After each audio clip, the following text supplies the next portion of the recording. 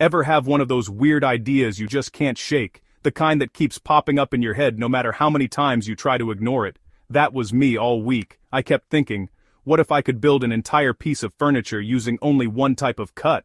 Just one. Repeated over and over. Like a challenge to see how far simplicity could go. No miters, no dados, no joinery magic, just one cut, over and over. It sounded almost too simple, but that was the point. So, I made a deal with myself. One build, one cut, no cheating. No sneaky tricks or shortcuts, just pure honest woodworking. And for this experiment, I picked the most universal cut in woodworking, the straight cross cut. It's the bread and butter of any shop, the first cut most people learn. No fancy angles, no grooves, no dovetails, just lining things up and chopping them square. It felt almost meditative, just repeating the same motion. Now, I know what you're thinking. Crosscuts are as basic as it gets, right? How hard could it be? It's the kind of thing you'd expect to breeze through. Well, let me tell you, about 10 minutes in, things got weird. Simplicity, it turns out, can be its own kind of challenge. The first hiccup? The legs. They looked fine on paper, but reality had other plans. I laid them out, and instantly, I could see the problem. Stability. They just didn't want to stand firm. With no joinery cuts, every piece just meets another at a flat end. No interlocking, no extra grip. Every joint was just wood butting up to wood. It was like building with blocks, but the blocks didn't want to stay put. But hey, I pressed on. The base actually came together fast. It was almost satisfying, seeing it take shape so quickly, but when I dry fit it, I felt this subtle flex. Not enough to fall apart, but enough to make me nervous. It was like the whole thing was holding its breath.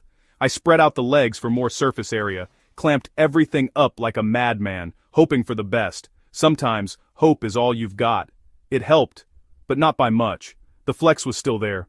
Lurking. Things really fell apart, almost literally, when I got to the top. That's when the real trouble started. I had no dados or rabbets to keep things flat, so every tiny misalignment got amplified.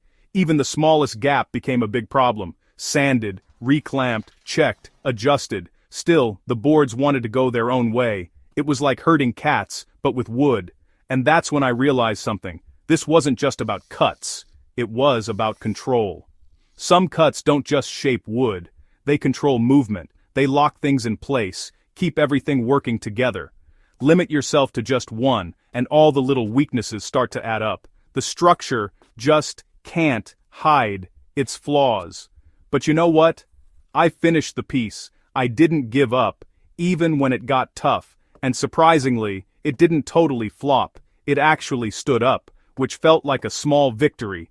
It held weight, looked okay, and technically worked. It was a real, usable piece of furniture, even if it wasn't perfect. But every time I leaned on it, I could feel it flexing, like it knew it was a compromise. It was a constant reminder of the experiment's limits.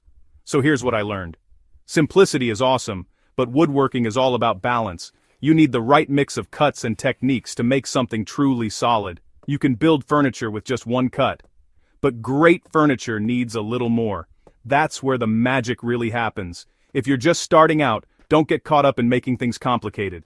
Start simple, learn the basics, and build your confidence. But don't ignore structure either.